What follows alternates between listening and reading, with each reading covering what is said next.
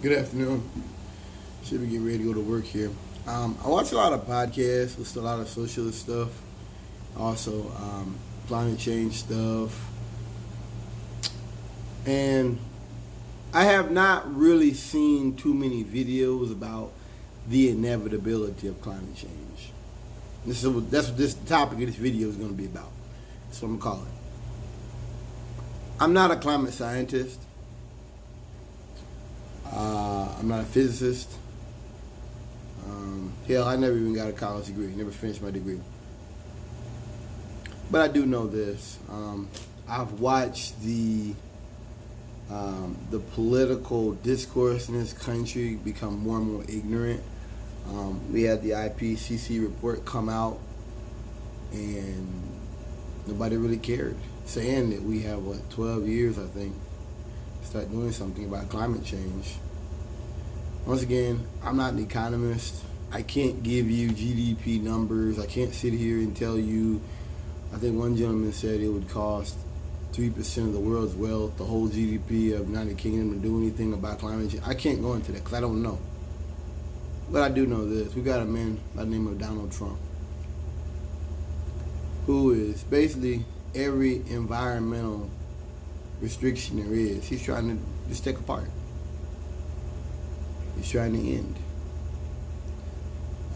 Whether you want to say it's political, he's doing it to get back at Obama, or he's doing it so that his base can... I'm not getting into that. That's not the purpose of this. You can't talk about climate change but then be at 3-4 wars at the same time, spending trillions and trillions of dollars a year. You can't do that. It's like a person who smokes crack doing an anti-crack video. You can do it, but you're defeating the purpose. You know what I mean? It's well, I'm doing crack, but I'll give a little money here for people so they get off crack. Nah, man. It's hypocritical. Not so much hypocritical, it's just not going to happen. So, you got Donald Trump, you got the destruction of NATO, you've got this stuff going on between America and the Atlantic allies. You've got a lot of distraction going on. That's what I started to call it, distraction. And in that, if we're looking at it from that perspective, I just don't have any hope, none at all, that anything substantial will be done by climate change. I just don't. I have no hope. No hope about that at all.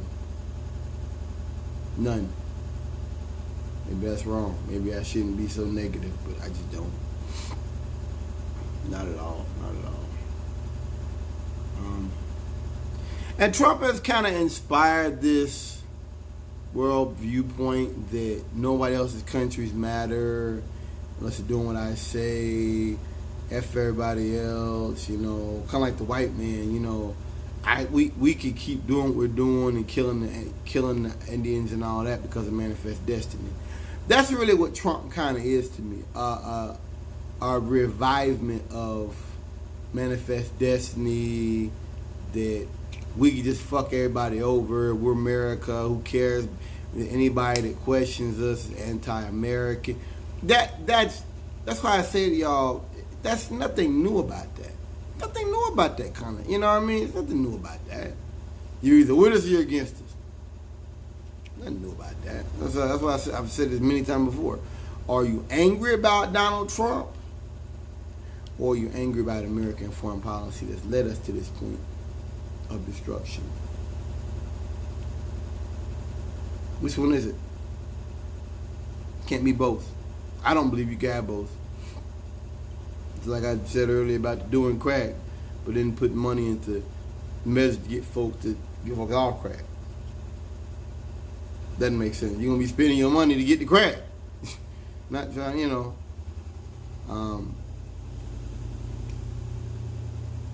know what gets me about these white folks? There's a lot of them that know about climate change and are aware of it. It's going to hurt them worse. See, that's why I kind of believe God is in it. It's like the Trump's tariff wars. those tariffs are going to hurt everybody. They already are. People losing jobs. You know, the Harley-Davidson plant, the Ford plant. This is just the beginning of that. Laying off thousands of people. And you don't really hear anybody talking about that. Tax cuts didn't help them so much, did it? I guess not. It's going to hurt all of us, but it hurts his supporters first. It's kind of like if a white man says, I'm going to kill you. Come up in the room shooting, his kids are up in the front of the room. He going to hit me more than likely. I'm going to get hit, but he's going to kill his kids. That's how I feel about Trump and this white supremacist viewpoint now, that they don't care. I don't think they really care about harming other people, harming their own people. They don't. It's almost like with Trump, the future's been canceled. You know, like I talk about certain things and people are like, well, that's not going to happen, or conspiracy theory. True, it might not, and I'm realistic. But it's really like the future's been canceled. In every way you think of, the future's been canceled. All these things that, you know, that we were promised, not going to happen with Trump. Trump wants to bring back coal mine jobs and crap like that, that no upward mobility whatsoever. And that's what I'm talking about, upward mobility. He's not going to benefit the working man. And I think one day somebody's just put together a class or something on how Trump was able to harness the power of white rage and entitled rage. One day somebody's you could really make a college course on that, on his lies, on the white supremacist talk, and on how all of it was kind of orchestrated in such a way to aid and abet white rage. You could do that. You could really do that. You could really honestly do that. Just make a class on it. And I would attend. I would actually go, shit, hell yeah. Just a whole class on it and be like, you could even go back to when Trump was, before he became president, back in the day with the Central Park 5 and all. You could just go down the list of a person, of a rich white man who really has no qualms about harming innocent people.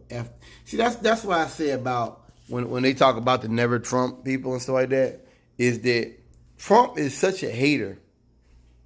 And he is really so nasty that if he can't get something beneficial from you or your group, it doesn't matter anyway. You know what I mean? Like, there's been presidents in the past people didn't like, and they've done things to try to, you know, bridge the gap. Trump ain't doing that.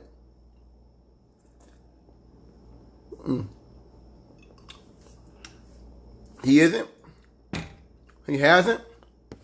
He's not gonna. I was shocked when he did the gay thing, though. Yeah. Trump.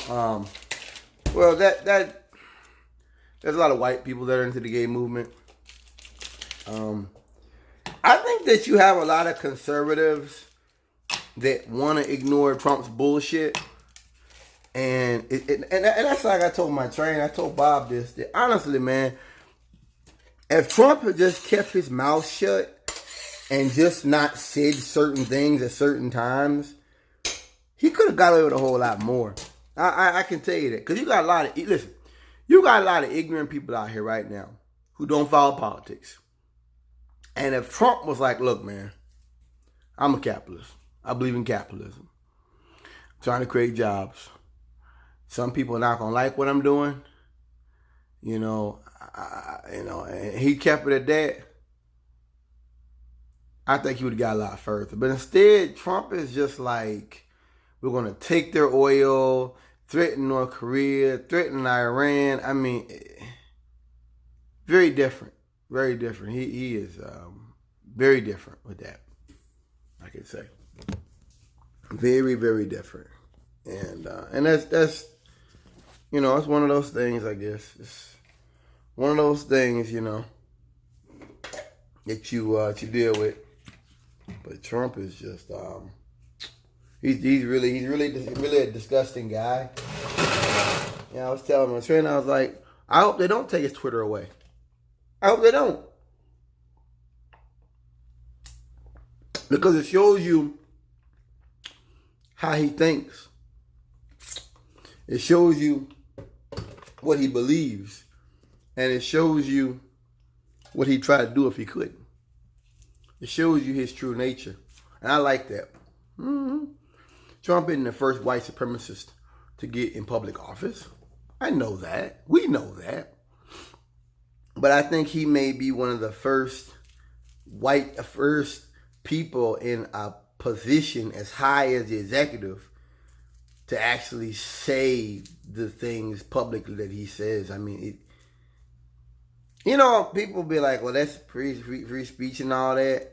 And I guess it's just, as a black man, I'm always thinking about, it's like P.K. Subban said, we all got a set period of time to do what we're doing. He was talking about hockey. He's a good hockey player. And he was talking about we have a brand and all that stuff. And he was saying that one day he's not going to be able to play hockey no more. He won't be able to put that jersey on anymore. And so he wants to do all he can right now, to further the brand. And I guess that's kind of how I felt about Trump and people in office, that if you're not moving in a position to better life for people, then what are you doing? And there's plenty of black men out there that get money that don't do anything to help black people. Okay, let me get this straight. I know that. There's plenty of black men out here that make some money and basically tell the black community, kiss my ass. I know that. Plenty of basketball players that go out here and do dumb shit. And I'm not defending it. But like I said, it's kind of like when people say, oh, well, the police are watching me and the police are watching this. And my attitude is like, well, dude, if you know that, then be smart. It's like black folks, they know this stuff. Instigate. I don't understand that. It's like there's a hole in the ground 20 feet ahead of you. You can walk around it, you can walk back, you can damn get a helicopter and fly over it. And black people are like, no. And they run towards the hole in the ground. I don't get it. And I've seen it with a lot of football. I've seen it with a lot of people who have made it and gone out here and just done stupid stuff. It's disgusting. It's disgusting to see that. It's really disgusting to see that. But that's what it is, y'all. Distraction and all that. But I have no hope that anything will be done about climate change. I have no hope in that. I think that right now we're just running headlong towards a Mad Max type of society of a lot greater instability in government, instability in the environment. I think that we're living in a time now to where the rich, i.e. Donald Trump, the rich are basically like, shit, we don't care. That, to me, is the world that I see right now. We just live in a society where the rich just say, fuck it. There's a book called Atlas Shrugged. I haven't read it all the way. But to me, that's what Trump represents. Just the rich just saying, fuck it. We're going to just go off and do this, that, and the other. I say this all the time, and I really, what do you call that when you say one thing or say another? Probably confuse people. Because on one hand, I say to you that Trump, to me, when he's all said and done with, he'll be about distraction. Trump really, at the end of the day, won't have really done anything. Just pretty much we're going to go back to pure unbridled capitalism. Fuck the environment. Fuck human rights. Fuck all that. We're going to just go back to that. But then on the other hand, a part of me feels like Trump is really about payback. Payback or distraction.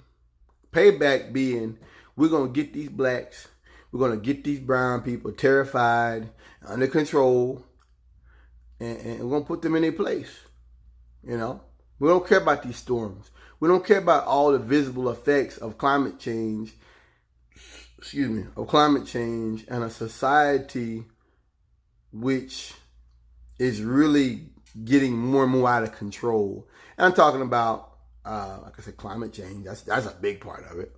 I'm talking about social inequality. I'm talking about the growing divide between the rich and the poor. A place where you can't afford rent. I'm talking about all that. You know, it's funny that Trump talks about liberals and these poor people and all that. But yet, he doesn't go into the fact that it's like $200,000 for a house in parts of California. You know what I mean? That's how you know it's all white supremacist bullshit. Because if these niggas are working good jobs and still can't barely make it, that's not about drugs or liberalism. That's capitalism. You do realize that, right? That's inequality. You know what I mean? But I know Trump. I know his base. It's not about that. He doesn't care about that. It's about, once again, payback. It's about distraction. It's about these black people, these brown people, these poor people. That's what Trump's all about. And somehow always finding a way to link capitalism to, you know, success and all that, and link socialism or collectivist type politics with being trash. That's something I just sorry, it's my alarm there. I just find it interesting. It's not really something to talk about, like I said, because this is what Trump does. You know, this is the person, and at this point, I've said it before. At this point, I'm at the point to where it's like, if you can't see these things, either you don't care or you're a white supremacist. It's really no two ways about it. It's really no two ways about it. Trump's not talking to most people who are out here working and busting our ass. Yeah, you've got drug abuse in San Francisco. Yeah, you've got those kind of problems, of course. But when you talk about those homeless people and all that, I got to pump the brakes on you for a second, because that's capitalism. Don't forget that. That's capitalism. That's inequality. That's poor housing. There's a lot of things behind that. You know? It's kind of like when Mark Dice, and I used to watch him. I didn't really like Mark Dice. I thought he was like a really angry guy. He's always really angry and all that. And I realized that's a part of you know, what he's presenting. So maybe he really is that angry, or maybe that's just all a show. I don't know. I don't really care. But that he has to be. It's like Mark Watson or whatever. Paul Watson, same thing. Always an anger there. And I'm a person about knowledge. I've always been a person about knowledge and truth and wisdom and logic and reason. And I think that's kind of what I told you before. That's what got me into listening to into conservative stuff. You know, you're living in a society that's really dumbed down, that's really ignorant. You're frustrated, and most people don't care about things you care about. They're asleep, and so you fall in with conservatives because you're like, yeah, fuck them, you know. I don't want to pay for, you know, for insurance so they can go out here and do stupid shit and go out here and engage in risky behaviors, of course, you know. But you don't realize that, no, that's not what it is. You know, I wouldn't be surprised if it all came out that the Koch brothers and other very rich billionaires and tycoons out here had a hand in that. Creating that, oh, you know, these people just want to use drugs, and, you know, that's why we shouldn't have Obamacare. We shouldn't have this, that. I wouldn't be surprised. I wouldn't be surprised at all if that was somewhere in some documents that come out one day. I really wouldn't. Because I believe now that shit, that's right up their alley, man. But I've jumped all over the subject. The point I'm trying to make, y'all, is that I see no hope of climate change. And I listened to this one guy, he's talking about how he felt like we can't just give up hope. See, he's a white man. I'm just talk bluntly. He's a white man, and he probably comes from a good background, which means he doesn't really have that history of just seeing society and government fuck people over. When you look back at Nixon, how he screwed over black leaders, promising them something that he couldn't give them, and he knew it. When you look at what was done to the Move 9 and the murder of Fred Hampton, and you look at all the other murders, Medgar Evers, all the murders that were done to our people, I think it, as Cornel West says it gives you a certain hermeneutics of suspicion. And I think that any black person, any black man out here that is even, somewhat paying attention to politics has that.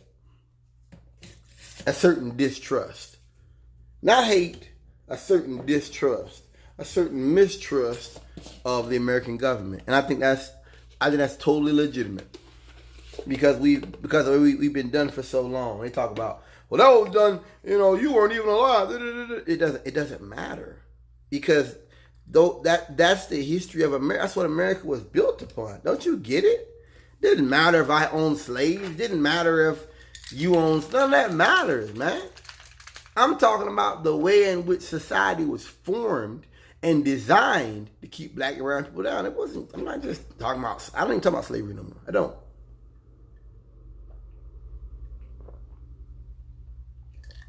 I was reading about a school system, Prince Edward, I think, County, where they put these black kids, they had them where they were going to really bad schools, and then they built some shacks for them because the school was too small. And what they ended up doing, because they couldn't escape brown versus education, they closed all the schools.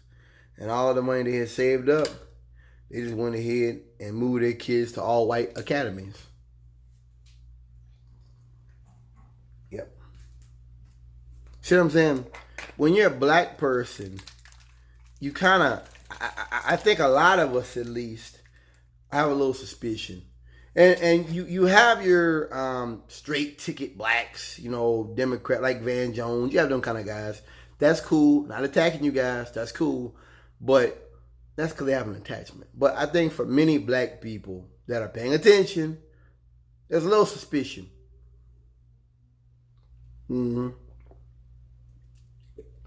Especially when it comes to someone like Trump, who's so open and blatant with his disrespect, who's so clear about the way he feels about people of color, the way he feels about people who are maybe, don't agree with him on everything. I think that's a good thing. I like to see that because by him doing that, it'll make it very hard for him in the future to do those deals that he needs as a president to get things done. So I really love it because I don't think Trump is someone you should be dealing with anyway. Remember I told you that if you're living your life right, there's some people that should flee from you.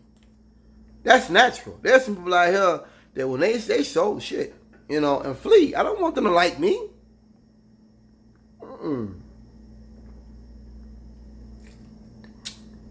I just criminals. Just people who just come to work, ain't trying to do their job and things like that. I don't want you to be my friend.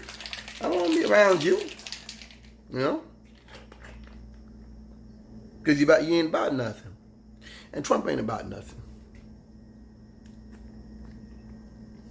Sorry. So as I said it, as a white man who doesn't have that, listen.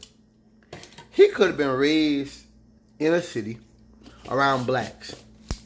Okay? I'm not talking about that.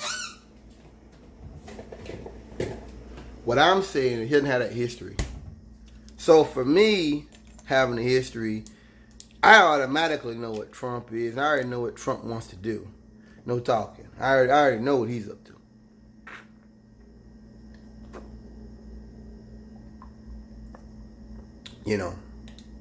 So I don't have that hope. I don't have that sense that things are gonna get. No, I don't have any of that. I see more of the same. I see more of the same racism and division and just pure nastiness. that has really been a hallmark of Donald Trump's presidency from the day one. He's a divider. You know what I mean? He's that's just what it is. He's a divider, and that's what he's made his bones. That's what he made his bread upon. I get it. You know, I see your game, homie. I see what you up to. You're a divider. You know, like I think what D.L. Hughley said. Every black person that's been around Trump is a caricature of himself. Look at Steve Harvey. Lost both his shows, making jokes about poor people, making jokes about Asian men, you know, and things like that. This is a coon. This is a black man that made it. God bless him, and who basically is saying, "Hey, fuck you, poor people. Fuck you, people of other nationality." And here you've got a president that's doing all this division. See, that's why I say to you, it frustrates. It makes me kind of angry. Because you only have a certain period of time to live, but to be relevant. You know what I mean? And once that time is over with, you lost the history, baby. You lost the history. So why would you use the power, the things you're gifted with, to then go out here and attack a bunch of non-white people who are out here struggling just like you are? Why there's Asian people in the Black Lives Matter movement? That's what surprised me. Out there in California, I was shocked to see that. You got Asian people out there. I always thought, with a lot of them, and I'm talking about people who straight off the boat, second generation, them people, that they were very racist. And I don't mean racist like, you know, white people where they're like, I'll kill a black person. I'm not talking about that. Not that racism like they don't date black men. They don't mess with black men. They don't do that. They don't mess with those kind of people, and they don't want you around. They don't want you in their presence. So that really surprised me, and it comforted me. And I've made a discussion with you guys before about how, you know, you have a relationship between the Jews and the black community. People think that's a good thing. Do you know what it is? Hold on one second. The relationship between the Jews and the black community was because they feared white supremacy. That's what it was. That's what it came down. They feared white supremacy. And so the idea was, if we create these laws and things can't be done to a dog, you can't do it to a black man. You can't do it to a black man, you can't do it to a Jew. That was the idea. It was really designed sort of as a prophylactic. Honestly. Yeah. The different things they done with black people, I think there was Jews behind Ebony, things like that. I'm not knocking them. I'm not knocking them for doing it. I'm not knocking them for, having that, I think it's very smart. I think that's wise. I think the Jews kind of understood that there was always, a Trump type thing waiting around the corner.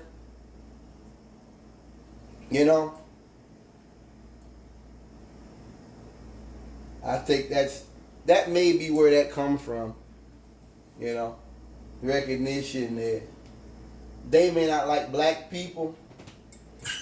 And I talk about this all the time, but when it comes down to it, these white folks don't like you neither. They don't. They don't like you. They don't like you either. You can fool yourself if you want to and pretend and all that, but they don't like you either.